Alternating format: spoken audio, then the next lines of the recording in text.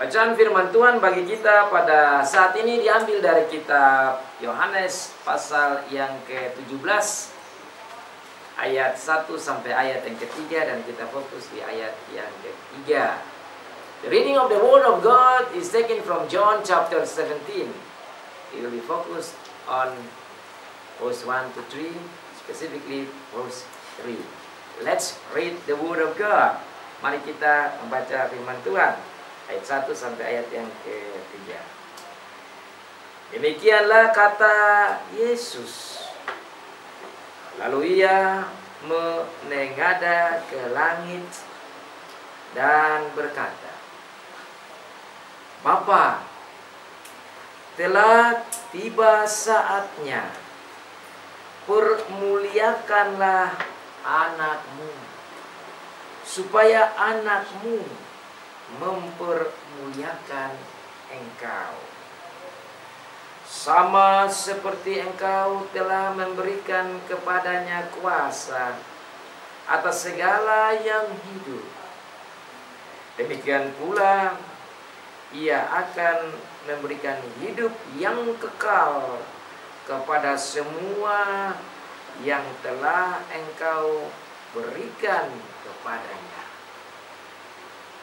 Inilah hidup yang kekal itu, yaitu bahwa mereka mengenal engkau, satu-satunya Allah yang benar, dan mengenal Yesus Kristus yang telah engkau utus.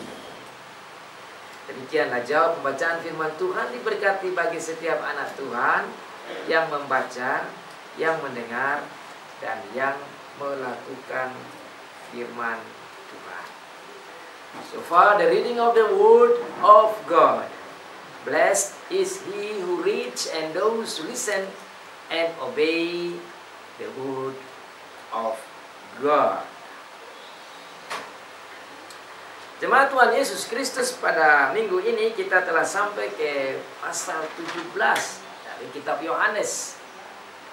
Secara berangsur-angsur setiap minggu kita dalami kitab Injil Yohanes. Injil Yohanes yaitu kitab yang diberikan oleh Tuhan Yesus sendiri. Firman yang diberikan oleh Tuhan Yesus sendiri kepada Rasul Yohanes untuk mengetahui rahasia-rahasia sorgawi, untuk mengerti tentang kehidupan sorgawi. Dan saudara-saudara telah belajar sangat banyak. Pasal pertama sampai dengan pasal yang ke-12 kita belajar bagaimana Tuhan Yesus yang adalah Allah mau menjadi manusia, firman menjadi manusia. Dan tatkala dia menjadi manusia, dia lahir di kandang yang hina dan dia melayani umat Tuhan pada saat itu. Dari pasal 1 sampai pasal 12 kita belajar tentang pengajaran pelayanan Tuhan Yesus. Pengajarannya, mujizat-mujizatnya yang ia buat secara luar biasa, sehingga orang-orang menerima dia sebagai juru selamat, percaya dia sebagai juru selamat. Nanti pada pasal 13 sampai dengan pasal yang ke-17 dia fokus secara privat, secara pribadi pada murid-muridnya. As you see from John chapter 1 up to John chapter 12, we were learning from John, the gospel, about the ministry of our Lord Jesus Christ. He who is God, willingly to become man. As John chapter 1 verse 14 saying, the Word became flesh. So, He was born as you and me, as a human being. And at that time, He grew up and he ministered the people of God. He taught them, he showed all the miracles. And as you can see from chapter 1 to chapter 12 of John, the Gospel, you see his public ministry. He preached and teach and visit people and show all the signs and miracles. And then chapter 13 up to this chapter, chapter 17, he was focused only on his disciples. So when he did this prayer, he focused on his disciples. Jadi dalam pasal 17 ini, fokusnya kepada murid-muridnya sebagaimana pasal 13, 14, 15, 16, dan 17. Ini adalah bagian yang dia sampaikan khusus kepada murid-muridnya. Makanya dalam pasal 17, kata-kata yang pertama, dalam ayat pertama dikatakan, demikianlah kata Yesus. That are the word of Jesus. Ini kesimpulan bahwa yang sebelum-sebelum itu adalah kata-kata Tuhan Yesus. Dari pasal yang ke-13, 14, 15, 16. Nah, itu adalah kata-kata Tuhan Yesus yang dia sampaikan. Kemudian dia tutup dengan doanya. So, he spent time for his disciples from chapter 13, 14, 15, 16. And that's why the conclusion, John said, these are the words of Jesus. And then he lifted his eyes to heaven and he started praying. Kemudian dia mengangkat matanya ke langit, ke surga, dan dia mulai berdoa. Ini doa yang terpanjang yang tercatat di dalam seluruh kitab Injil. This is the longest prayer of our Lord Jesus Christ that is being recorded in these Gospels in our Bible. Doa yang Tuhan Yesus sampaikan kepada Bapa untuk orang-orang percaya, tentu untuk murid-muridnya dan juga untuk kita semua. Dan dalam doa ini saya fokus kepada satu poin penting yang saya kira baik untuk kita pelajari tentang apa itu hidup yang kekal. From this long prayer here, I like to focus on just one thing about what is the eternal life. Ada banyak hal, makanya adik kita baca semua panjang lebar firman Tuhan ayat 1 sampai ayat 26. Kalau mau di khotbah ini bisa banyak waktu yang dibutuhkan, tapi kita fokus saja satu persatu karena Tuhan Yesus punya kata-kata itu dalam sekali. The word of our Lord Jesus Christ is so deep, full of comfort, and give us strength spiritually, even psychologically, and logically as well. Jadi saudara, kita fokus saja di satu poin penting, yaitu apa itu hidup kekal dan bagaimana bisa kita nikmati hidup kekal itu. Saudara bisa lihat di dalam teks bulletin dikatakan di sana, how to get the everlasting life. Ada dua poin yang kita akan belajar, by knowing the Father and by knowing Jesus Christ. Bagaimana kita bisa dapat nikmati hidup yang kekal? Ada dua poin dikatakan oleh Tuhan Yesus sendiri, bahwa hidup kekal itu adalah dengan mengenal Bapa dan mengenal Tuhan Yesus Kristus. Itu ada dalam ayat yang ketiga dan saya ingin baca lagi. That is actually taken from verse number 3. Inilah hidup yang kekal itu. This is the everlasting life.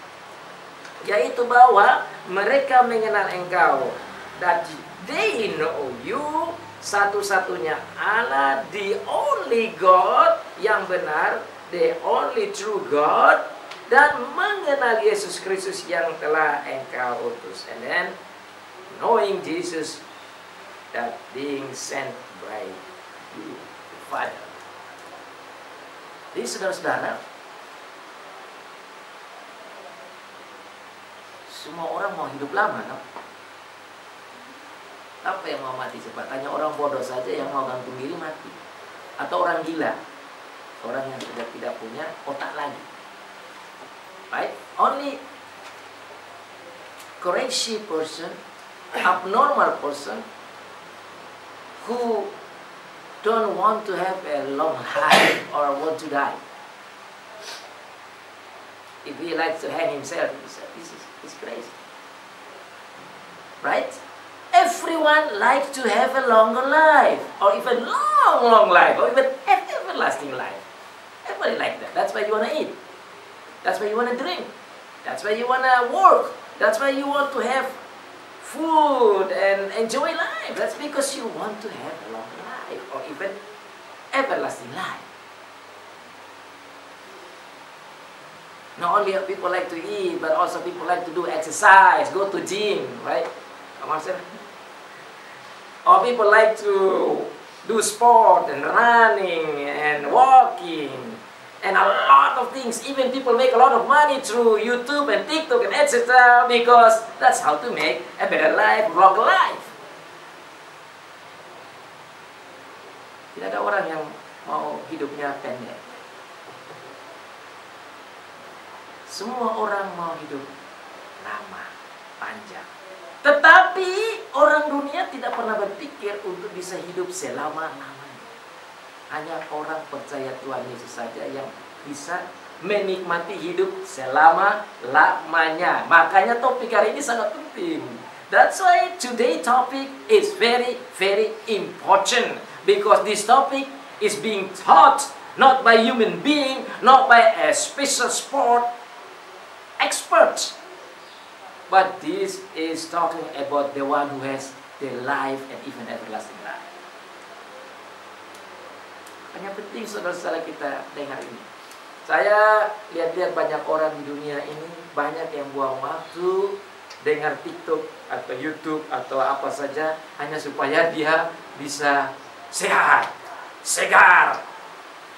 Dan banyak orang juga tentu yang punya bisnis olahraga itu mempromosikan dengan dia punya segala macam di Instagram, di Facebook, di sosial media. Kenapa? Supaya orang tahu bagaimana cara supaya dapat sehat dan panjang umur. Ya kan? Dan kadang-kadang kita juga terhisap dan mau ke situ juga dan buang waktu banyak. Bukan saja dalam bentuk olahraga, kadang-kadang dengan makan yang sehat, ya toh? Dan itu tidak salah. That's no wrong. To look after your body, to be healthy, to have longer life. That's good. Because your body is the temple of God. Tidak salah itu. Yang salah adalah kalau tubuhmu menjadi ilah atau menjadi Allah. The wrong is when you make your body and yourself just like God, like an idol. And you think you are the one that need to be worshipped rather than God. That's wrong. And that's happened. Some people turn to be like that.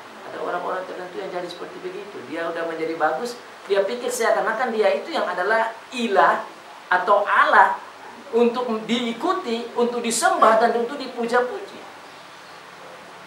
Hati-hati untuk hal-hal seperti begitu. Nah, hari ini kita belajar bagaimana kita bisa mengevaluasi tentang how to have the real everlasting life. Tuhan Yesus mengajarkan kepada kita bagaimana memperoleh hidup yang kekal. Dan saya mau merubah konsep hidup yang kekal itu yang banyak orang Kristen menurut saya salah paham. A lot of Christians, believers have wrong understanding and concept of what is the everlasting life. Apa kesalahannya? Banyak orang Kristen berpikir bahwa hidup yang kekal itu mati dulu. A lot of believers, Christian people believes, have the concept of life that they think the everlasting life they can get it after they die. So they don't worry about life now. Maybe they go to church, maybe not. And then after that, oh, I want to believe in Jesus because I want to go to heaven to have the everlasting life. Later on. But I think that's wrong concept. If you follow what Jesus says here, then you better change that way of thinking. Mari kita lihat cara Tuhan Yesus punya pengajaran. Dia yang memegang hidup dan hidup kekal ada di dia. Dan dia ajar konsep yang tepat supaya kita menolak konsep-konsep dunia ataupun pengajar-pengajar dunia yang memberikan konsep yang salah. Bahwa bagi Tuhan Yesus, sudah lihat di sana ayat ketiga, dia bilang apa? The verse 3, you see that inilah hidup yang kekal itu, yaitu bahwa mereka mengenal. So as soon as you know God, you got the everlasting life. You don't need to wait until you die. Ini kata Tuhan Yesus gitu. Bukan tunggu sampai mati baru masuk di kehidupan yang kekal itu. Tidak. Kehidupan yang kekal, atau saya ganti saja kata-kata kehidupan kekal itu sama dengan kehidupan selama-lamanya. Lebih lama dari orang-orang dunia omong tentang umur panjang. Yaitu sekarang. Saat kita mengenal Bapa. So if you know the Father, you have the everlasting life. Itu berarti kalau ada yang belum mengenal Bapa, tidak bisa hidup yang lama. Kehidupan selama-lamanya tidak ada dalam dia. But if you know the Father, you have the everlasting life. Ayat ketiga. Inilah hidup yang kekal. This is the everlasting life. This is the long life that never ends. It's about knowing the Father. Mari saya gali kata knowing itu, karena banyak orang juga bisa salah paham tentang knowing. Kalau sudah tahu tentang apa konsep hidup yang kekal dalam arti tunggu tidak tunggu sampai mati. Sekarang kita mau belajar apa itu knowing. What's the meaning of knowing? Apa arti mengenal? Supaya kita paham mengenal Bapa, mengenal Tuhan Yesus, yaitu hidup yang kekal. Dalam bahasa asli itu, bahasa Greka atau Yunani, kata mengenal itu,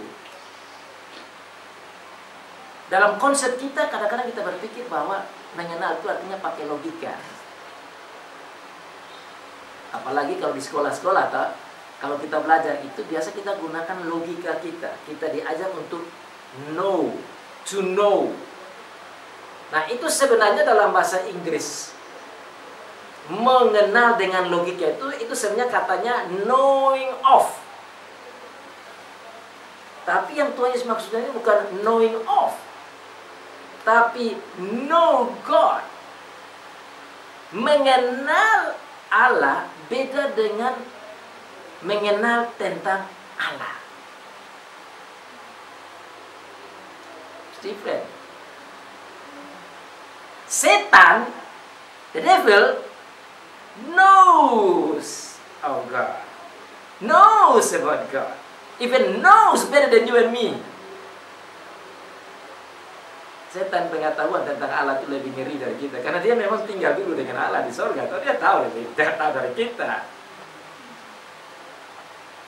Jadi kalau kita hanya tahu Allah saja, tahu tentang Allah, maka kita itu kalau bukan sama dengan setan, lebih di bawah dari setan lagi. Dan banyak ada orang, saya bahkan baca buku-buku teologi ya, saya juga kaget. Dalam dia menulis tentang firman Tuhan, dia gali, dia kasih, dia punya pemahaman lebih hebat dari banyak pemimpin-pemimpin gereja yang saya kenal juga. Tapi terakhir saya baca dia punya latar belakang, ternyata dia bukan orang Kristen. Tapi pengetahuannya tentang Allah dan teologi itu luar biasa dalam. Jadi kalau saudara sekarang kita bicara tentang knowing of God, saudara belajar, tapi ternyata saudara kita belajar banyak, terus kita sendiri tidak mengerti yang Tuhan Yesus maksudkan. What's the difference with the unbelievers who wrote about God? What the difference between your knowledge of God compared to the knowledge of God from the devil himself. Saudara bisa baca di dalam James, Yakobus pasal yang kedua ayat 19. Yakobus pasal yang kedua ayat 19 itu dikatakan setan itu juga tahu. Dan saya tahu itu setan itu lebih tahu dari kita. Mari kita buka bersama-sama di dalam Yakobus pasal yang kedua ayat yang ke-19. Let's go to see James chapter 2 verse 19. Engkau percaya bahwa hanya ada satu Allah saja, itu baik.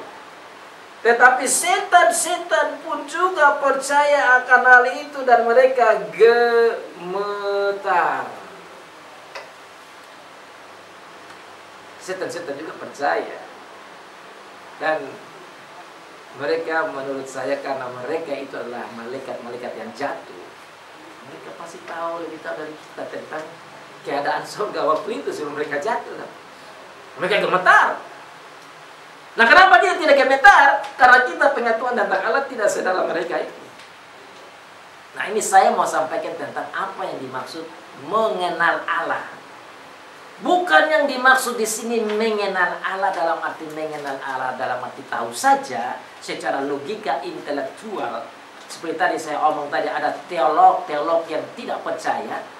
Tapi lebih daripada itu, yang Tuhan Yesus maksudkan mengenal Allah, yaitu ini yang saudara saya harus ingat baik-baik. Mengenal Allah yang dimaksud di sini yaitu percaya kepada Dia, mentaati Dia, mempunyai koneksi yang dalam dengan Dia, bahkan secara intim dengan Dia, menikmati firman-Nya, dan membuang waktu sebanyak-banyaknya dengan Dia, dan hidup dengan Dia sebagaimana cara Tuhan Yesus hidup di dalam dunia sebagai manusia. Mengikuti cara hidup Tuhan Yesus, itu yang dimaksud mengenal Allah. So to know God and to have the everlasting life means not only know Him by your logic, but knowing Him by believing His word, believing in Him, obeying Him, following Him, making good connection with Him, and live like His heavenly children. Just like Jesus showed to us as He was as human in this world. Itu yang dimaksud dengan mengenal Allah. Jadi ada deep connection, deep relationship, deep fellowship, personal connection with the Father. That means knowing God. Not knowing of God, knowing God. Itu maksudnya mengenal Allah. Sekali lagi, kalau saudara pintar berdebat, saudara tahu semua, bisa tulis buku, itu hanya know of God. Itu tidak beda dengan apa yang setan punya, atau bisa setan lebih dari itu lagi. Tetapi knowing God artinya punya personal relasi, hubungan pribadi dengan Bapa. Itu berarti dalam kehidupan kita itu menjadi kehidupan yang berpusat pada Bapa. Bahasa teologianya theocentric life. Life that focus on the Father. Theo means God, centric means center, and God means our Father. So you make your life center on Him.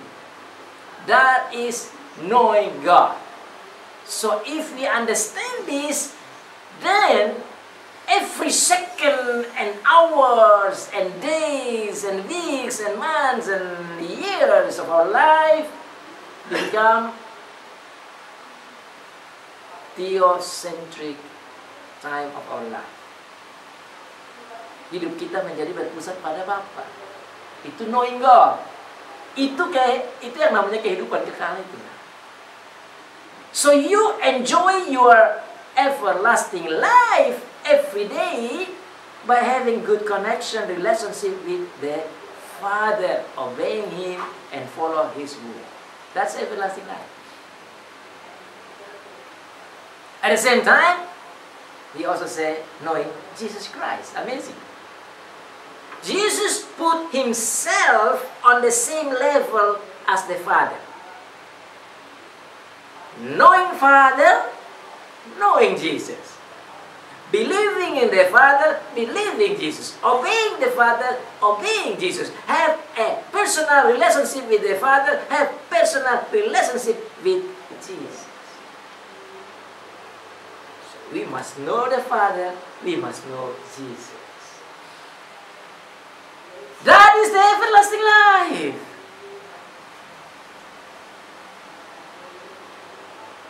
If you know the Father, you must know Jesus.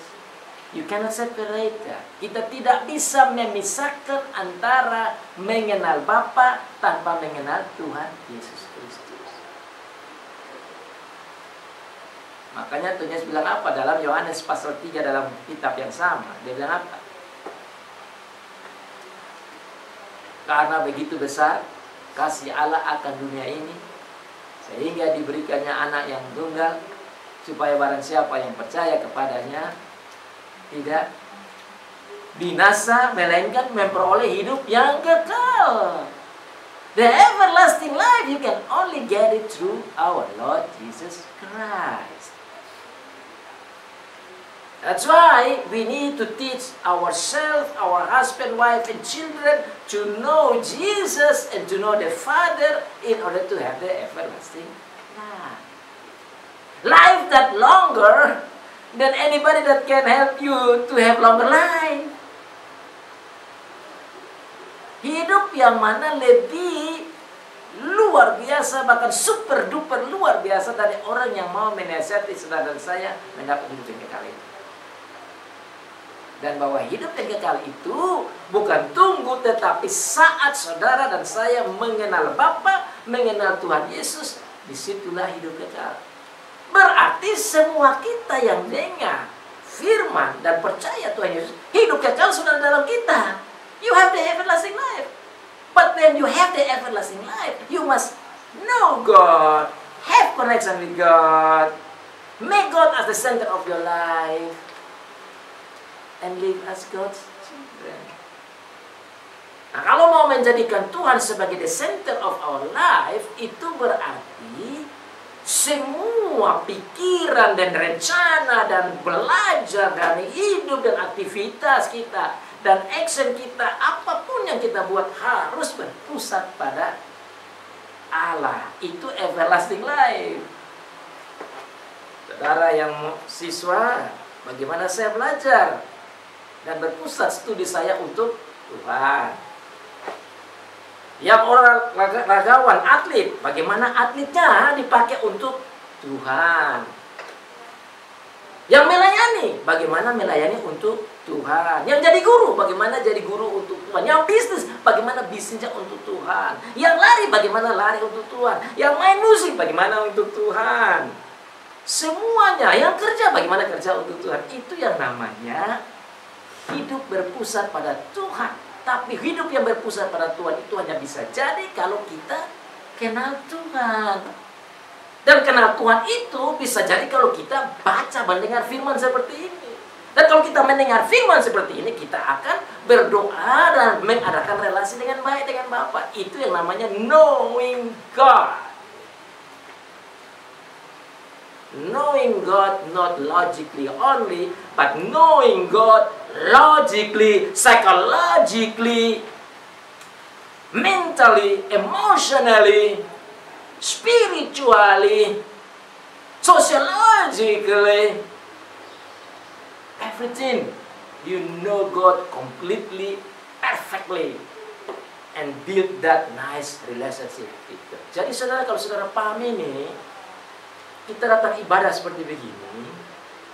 Waktu kita nyanyi itu, kita nyanyi dengan berpikir, nyanyian saya ini untuk Tuhan. Kita mendengar firman Tuhan, saudara. Kalaupun saya yang berkhotbah bisa 5 jam di sini, saudara juga mau duduk 5 jam. Kenapa? Karena fokus untuk Tuhan. Tapi kalau tidak kan, waduh, ini sudah lama nih, saya mau tidur, saya udah ngantuk, saya mau main bola, saya mau... Itu berarti hal-hal lain itu menjadi idol, bukan Tuhannya yang menjadi pusat kita. Setiap orang yang tahu Tuhan, dia selalu mau menikmati relasi dengan Tuhan. Apalagi hari Tuhan seperti begini. Karena kita know God. Karena inilah hidup yang kekal itu. Kita lagi menikmati hidup kekal dalam ibadah ini. Kita lagi menikmati hidup kekal tatkala kita habis ibadah. Kita menikmati hidup kekal tatkala kita keluar kerja. Kita menikmati hidup kekal tatkala kita belajar. Kita menikmati hidup kekal tatkala kita bermain gitar, bermain musik, lari, duduk dengan orang tua. Everything that you do should be part of your everlasting life. Now, if those action and life become your everlasting life, then you have to be like heavenly people who enjoy the everlasting life. Orang-orang surgawi itu yang menikmati hidup surgawi itu menghadapi kehidupan itu penuh dengan damai, penuh dengan sukacita. Bahkan menghadapi sulit pun, suffering pun, dia tetap tegar. Makanya saudara lihat di sini, dalam konteksnya ini, Tuhan Yesus ini setelah dia omong ini, dia ditangkap. Nanti minggu-minggu depan saudara akan lihat. Saudara bisa baca di rumah. Setelah ini, dia pergi ke Getsemani dengan murid-muridnya, dan sebentar Yudas akan datang cium dia dan ditangkap, dan kemudian itu dia sudah menderita. Kemudian dia mati. Tetapi dia melihat ini sebagai bagian dari everlasting life, dan dia menjalankan itu for God's glory. Even his suffering. Bahkan penderitaan yang dia alami itu adalah penderitaan demi kemuliaan Bapa. Makanya dalam doa saudara mundur sedikit ke ayat yang kedua. Bahkan ayat yang pertama dia minta dalam doanya, Bapa muliakanlah anakmu supaya anakmu memuliakan engkau. Bapa telah tiba saatnya, permuliakanlah anakmu supaya anakmu mempermuliakan engkau. Ini hidup doa yang berpusat pada Allah. Doa yang meminta supaya hidupnya memuliakan Allah. Itu namanya theosentris. Prayer and petition. Ini doa yang berpusat pada Allah. Bagaimana supaya Allah membuat Tuhan Yesus supaya dalam hidupnya itu memuliakan Bapa, termasuk penderitaannya, penganiayaan yang dia alami, kematian yang dia alami, semuanya itu untuk kemuliaan Allah. Kita juga orang yang memiliki kehidupan kekal diminta supaya semua kehidupan kita itu memuliakan Allah. Makanya tadi saya katakan di khotbah awal, studi kita harus memuliakan Allah. Main musik kita harus memuliakan Allah. Gereja kita ini harus memuliakan Allah. Main bola kita harus memuliakan Allah. Olahraga kita harus memuliakan Allah. Action kita harus memuliakan Allah. Penderitaan pun yang kita alami itu harus diterima untuk memuliakan Allah. Seperti Tuhan Yesus ini. Itu yang namanya hidup yang kekal. When we know God, when we have good connection with God, when we have good connection with Jesus, we make our life as everlasting life, focus on Him. Saudara nanti tanya, Pak Johnson nanti kan bagaimana? Kita juga mati kan? Mati berarti tidak hidup selama-lama. Ya kan? Masuk akal kan? Ya benar. Tapi bagi kita yang percaya Tuhan Yesus itu, mati itu bukan the end of everything. Bagi orang dunia, when you die, that means your life done, the end of everything. But when you believe in Jesus, that is not the end of everything, but that is the bridge to enjoy the real long everlasting life. Jadi itu jembatan saja dengan kematian. Kematian itu jembatan untuk menuju pada hidup selama-lamanya di mana tidak ada penderitaan lagi. Bukan the end of everything. Nah, makanya saudara, kalau saudara mengerti ini arti knowing God have everlasting life, menghadapi kematian sekalipun kita aminkan apa yang Rasul Paulus katakan, bagiku hidup adalah Kristus, memuliakan Allah, tapi mati adalah untung. Masuk akal kan? Karena my life is Christ, for Christ's name and God's name, but for me that is a gain. Gain means it's good for me. I enjoy that. When I die, I go to heaven anyway.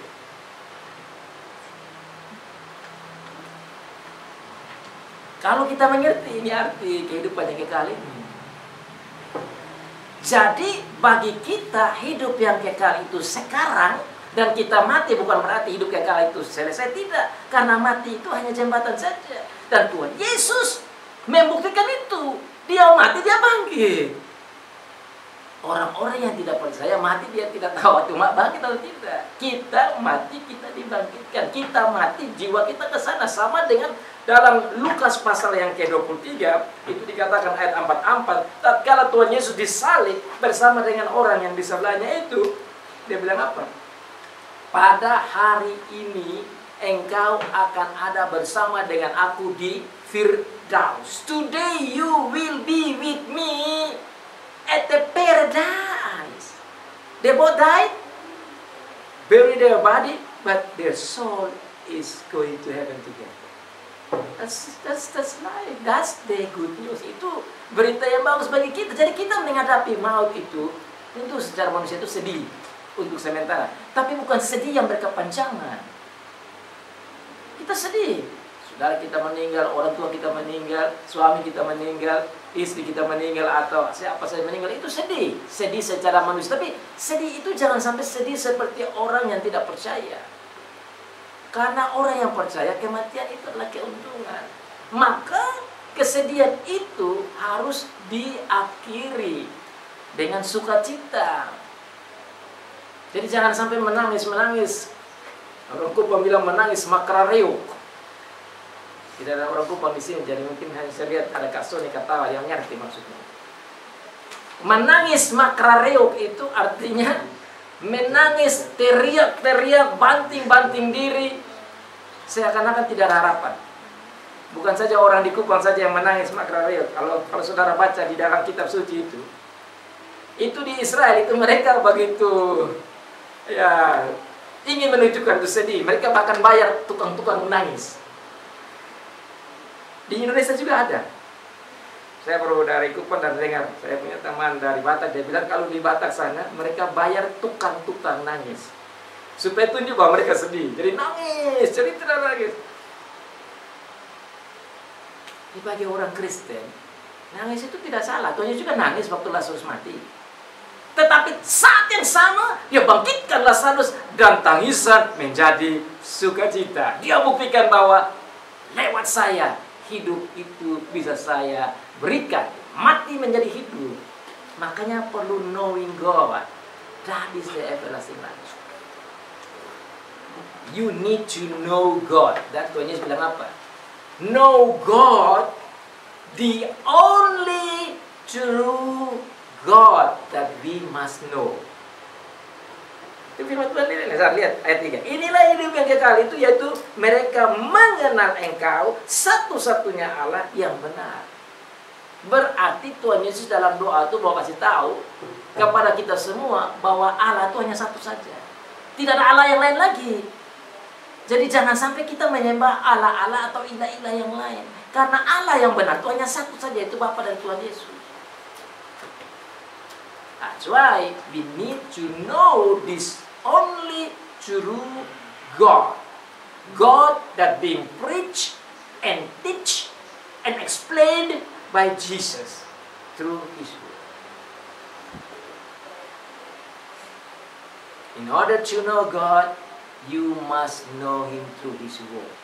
And His word is through Jesus that now telling you and me about He and His Father. And that's why this kind of thing need to be preached. Poin-poin seperti begini perlu disampaikan agar supaya jemaat mengerti apa itu hidup yang kekal, bagaimana mengenal Allah, bagaimana mengenal Tuhan Yesus, dan bagaimana hidup dalam hidup yang kekal itu. Hanya dikatakan bagian terakhir, dia bilang, beside knowing my Father, knowing me. Ini bagian terakhir. Ya saudara, kalau sudah ngantuk, tarik nafas saja, tidak apa-apa. Knowing Father, knowing me. Who am I? Siapa saya? Dia kasih tahu dengan jelas dia punya nama. Yesus Kristus. Ya di sana di ayat 3. Inilah hidup yang kekal itu, yaitu bahwa mereka mengenal Engkau satu-satunya Allah yang benar dan mengenal Yesus Kristus. Mengenal Allah Bapa, mengenal Yesus Kristus yang Engkau utus. Saya start dengan kata yang Engkau utus. I start with that the one that being sent by you. Knowing Jesus Christ, the one that being sent by you the Father. Kalau dikatakan yang Engkau utus, itu berarti sebelumnya dia tidak ada, tapi dia diutus.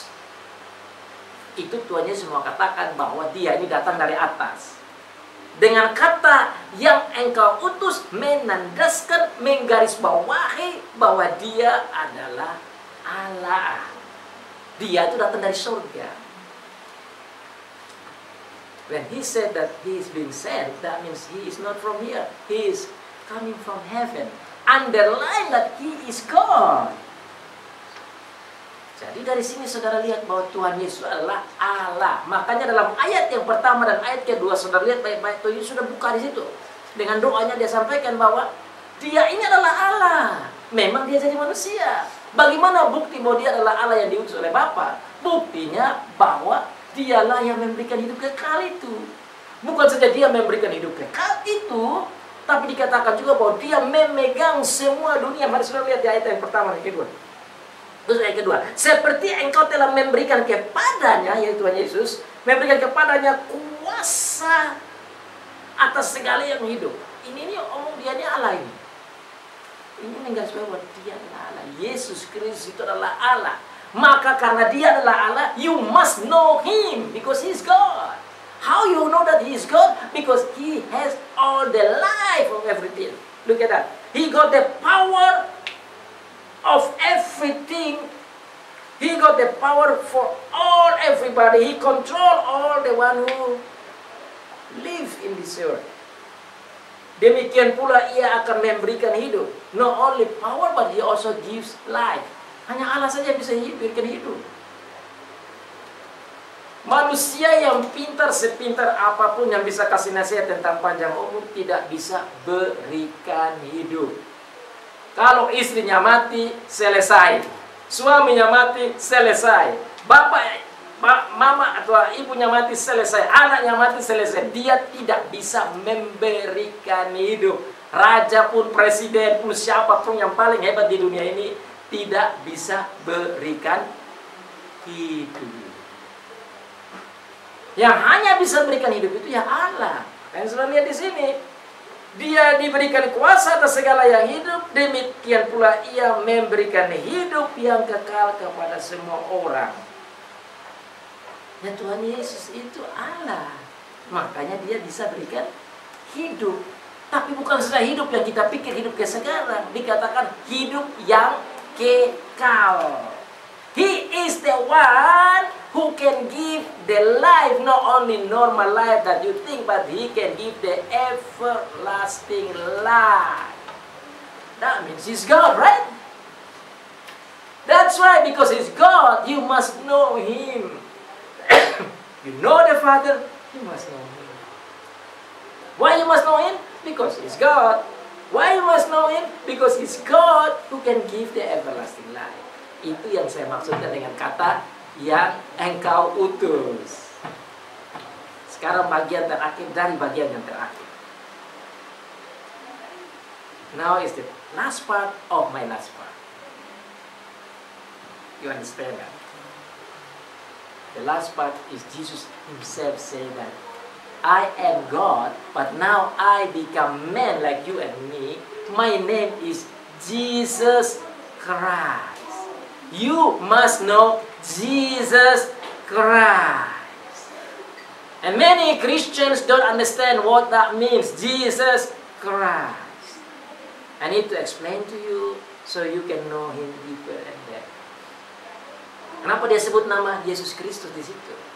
Harus tahu Yesus. Yesus itu artinya juru selamat. To have the everlasting life, untuk mendapat hidup yang kekal, engkau harus kenal siapa itu juru selamat. Dia itu adalah juru selamat. Yang adalah Allah, tadi kita sudah belajar. Tapi bukan saja juru selamat, bukan saja dia adalah Savior. Jesus means the Savior, but He continue by mentioning that I am not only Jesus the Savior, but I am Jesus Christ. And not many people understand what Christ means. You need to understand that. Kita harus mengerti arti itu. Kenapa Tuhan sebut dalam doanya namanya lengkap, Yesus Kristus. Yesus saudara sudah paham toh? You understand the word Jesus, right? Means Savior. But now what's Christ mean? Christ, Kristus artinya yang diurapi. Apa artinya yang diurapi? Bahasa umumnya Mesias. Itu yang orang Yahudi masih tunggu-tunggu sampai saat ini. Nah, dia ada omongan ini di depan orang-orang Yahudi.